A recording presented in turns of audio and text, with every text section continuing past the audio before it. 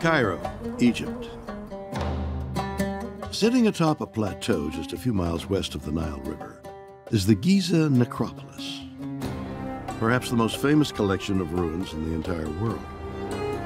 Believed to be constructed during ancient Egypt's 4th dynasty, around 2550 BC, these limestone monuments attract thousands of tourists every day who come to marvel at the immense pyramids, forbidding tombs, and a mysterious stone sentinel known as the Sphinx. I think you can argue that the Sphinx is the most recognizable statue anywhere in the world. Its scale is immense. It's one single piece of stone. It is cut from the natural rock of the Giza Plateau. The Sphinx stands 240 feet long, 66 feet tall, and 62 feet wide. For thousands of years, this massive statue has been an object of both fascination and wonder. But even after centuries of study, the Sphinx holds many secrets that archaeologists are still trying to unravel. The Sphinx that we know today, the Sphinx from the Great Pyramids of Giza, is the most famous of all sphinxes. But there are sphinxes all over ancient Egypt. There are smaller sphinxes. There's an avenue full of sphinxes between the temples. But the Great Sphinx at Giza is something very different. It's a single sculpture. It sits in a very particular place. It doesn't seem to have performed the same function at all. What was it for? This is what we really want to know. No one has understood exactly what it means, because for literally thousands of years, the Sphinx was buried up to its neck in sand. So it's only a head sticking out of the sand for much of its history.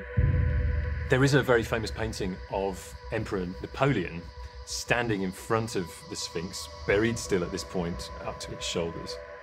You might think, what has Napoleon got to do with Egypt and the Sphinx? Well, in fact, Napoleon led an invasion of Egypt in 1798, which had a big impact back in Europe in raising awareness and interest in ancient Egypt sites.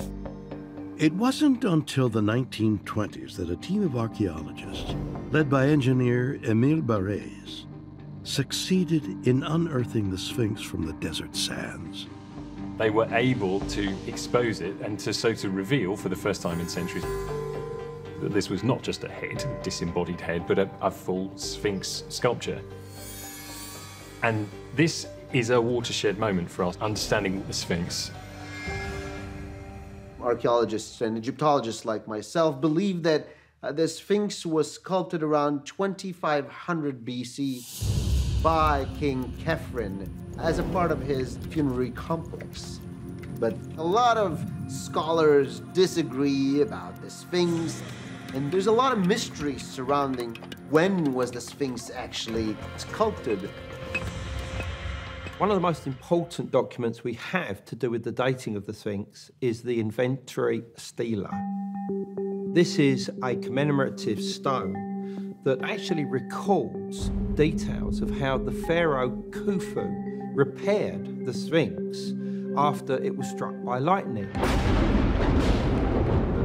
The significance of this is that Khufu came before Khafre, the pharaoh who is conventionally said to have constructed the Sphinx. The Inventory Stela has an inscription that goes back to about 4,600 years ago. And that inscription says that the Sphinx is a much older structure that the Egyptians adopted and repaired and venerated. Based on the inscriptions on the Inventory Stela, there are some archaeologists who believe that the Sphinx is so ancient that it could predate any records in human history that are known to exist. And some researchers are convinced that physical evidence of the Sphinx's true age can be found on the structure itself. The first time I visited the Sphinx was in the summer of 1990. My early studies of the Sphinx looked at the erosional features on the body of the Sphinx and comparing that to other erosional features right on the Giza Plateau.